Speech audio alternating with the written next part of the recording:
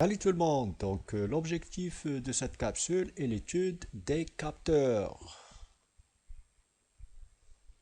Le plan de cette capsule comportant 5 points. Le premier c'est introduction et catégorie des capteurs, la fonction d'un capteur comme deuxième point, troisième point principe physique mis en œuvre, quatrième point la nature des informations transmises par un capteur et on finira cette capsule par les différents types des capteurs logiques, tout-orient ou détecteurs.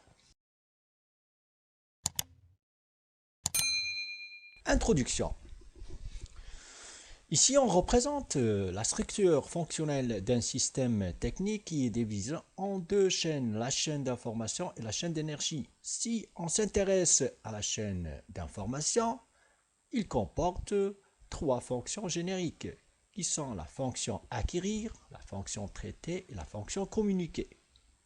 Bon, si deux chaînes d'un système technique sont en interaction, telles que la chaîne d'information ou bien la partie commande, il envoie des ordres à la chaîne d'énergie afin d'agir sur la matière d'œuvre et la transformer en matière d'œuvre sortante. Et pour informer la chaîne d'information sur les états des différents actionneurs appartenant à la chaîne d'énergie, cette dernière envoie ce qu'on appelle des comptes rendus sous forme des grandeurs physiques à la chaîne d'information. Voilà. Maintenant, parlons de la fonction acquérir. Est assurée d'une manière générale soit par un capteur ou bien interface en machine. Donc, un capteur, il reçoit des informations issues d'autres systèmes ou bien des consignes de l'opérateur, plus peut recevoir les comptes rendus de la chaîne d'énergie et va transmettre ces informations sous forme d'images à la partie commande qui assure le pilotage ou bien la fonction traitée dans un système. Fonction d'un capteur. Donc, c'est quoi un capteur et c'est quoi sa fonction? Tout d'abord, un capteur est un composant technique qui détecte un événement physique se rapportant au fonctionnement du système, par exemple la présence d'une pièce, la température et d'autres phénomènes physiques, et traduit cet événement en un signal exploitable par la partie commande de ce système.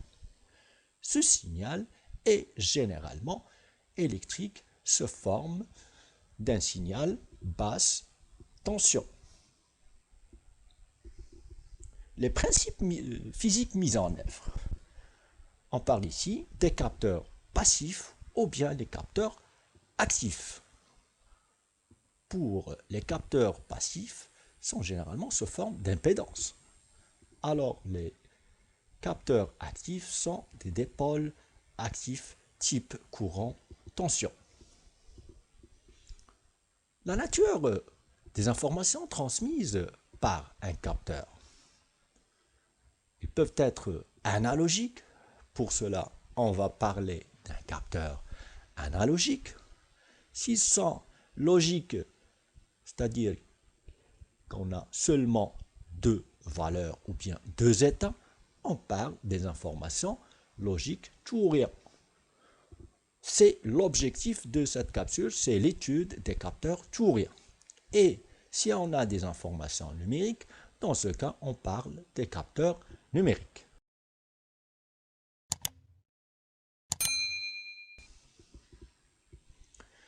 Différents types de capteurs. Premier type, capteur de détection, ou bien on parle d'un détecteur de position. Ces capteurs de position sont des capteurs de contact. Ils peuvent être équipés d'un galet, d'une tige souple ou d'une bille. L'information donnée par ce type de capteur est de type tout-orient et peut être électrique ou pneumatique. Et on voit bien ici le principe de fonctionnement de ce détecteur de position.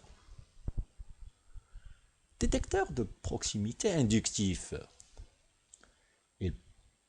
Donc ces capteurs produisent à l'extrémité de leur tête de détection un champ magnétique oscillant. Ce champ est généré par une self et une capacité montée en parallèle. Lorsqu'on a l'objet métallique pénètre dans ce champ, il y a perturbation de ce champ, puis atténuation du champ oscillant. Cette variation est exploitée par un amplificateur qui délivre un signal de sortie. Le capteur, dans ce cas, commute.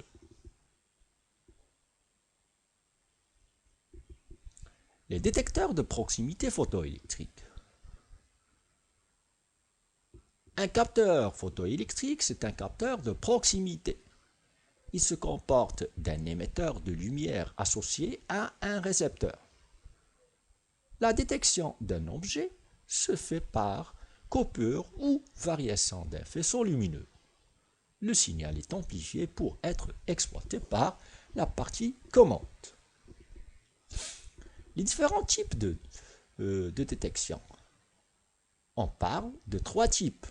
La détection par barrage, où l'objet à détecter coupe un faisceau lumineux situé entre l'émetteur et le récepteur. Pour le deuxième type de détection, on parle de détection par barrage, où un faisceau lumineux réfléchi est coupé par l'objet à détecter. Alors le troisième type de détection est le système réflexe, où le faisceau émis par le récepteur est renvoyé par la pièce à détecter sur le récepteur situé sur le même boîtier. Voilà, ici on voit bien les 3 principes. Le premier, on parle d'un système barrage où l'émetteur et les récepteurs ne sont pas dans le même boîtier. Et entre l'émetteur et le récepteur, on a un faisceau. Une fois l'objet pénètre entre les deux, il va couper la transmission entre l'émetteur et le récepteur. Par contre, pour le système réflexe, l'émetteur et le récepteur sont dans le même boîtier et la réflexion du rayon lumineux émis par l'émetteur est réfléchie par un réflecteur.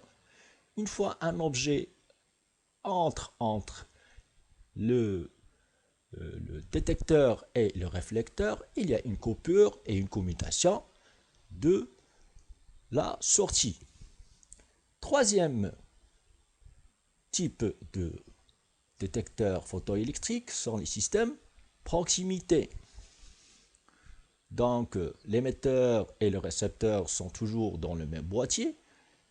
Tant que l'émetteur renvoie un faisceau lumineux, une fois se rapproche un objet, il va réfléchir ce faisceau lumineux vers le récepteur qui appartient au même boîtier. Les interrupteurs à lame souple, ou bien on les appelle ILS.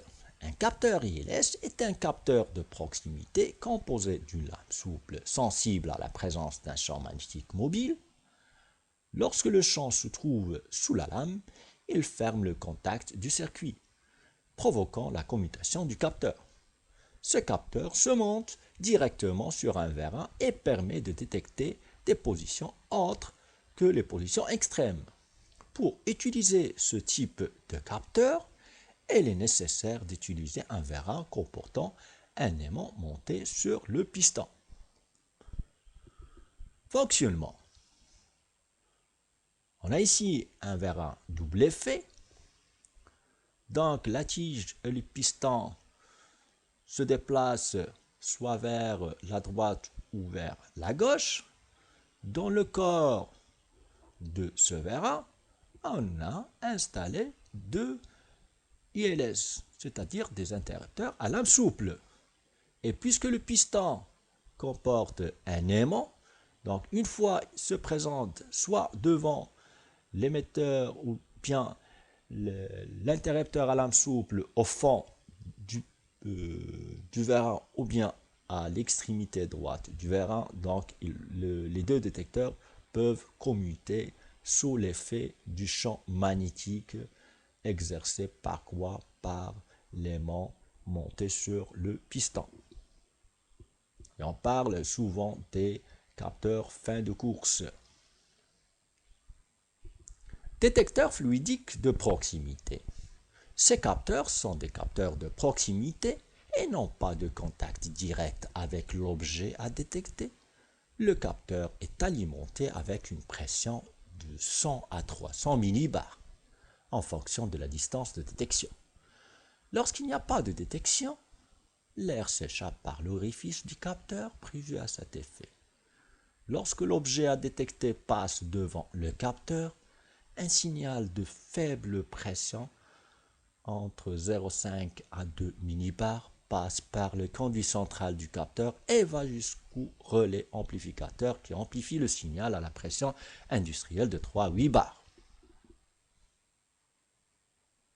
Et on présente ici deux états. L'état repos, et lorsque la pièce mobile sera devant l'émetteur à une distance petit t, donc on aura état actionné.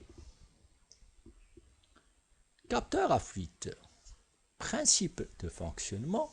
Les capteurs à fuite sont des capteurs de contact. Le contact avec l'objet à détecter peut se faire soit par une tige souple, soit par une bille. Le capteur est alimenté en pression par un relais. L'air peut alors s'échapper de ce capteur par un orifice prévu à cet effet. Lorsque la bille ou la lame souple est déplacée dans son logement, elle obture l'orifice d'évacuation d'air et le relais pour capteur à fuite se déclenche et émet un signal à la pression industrielle.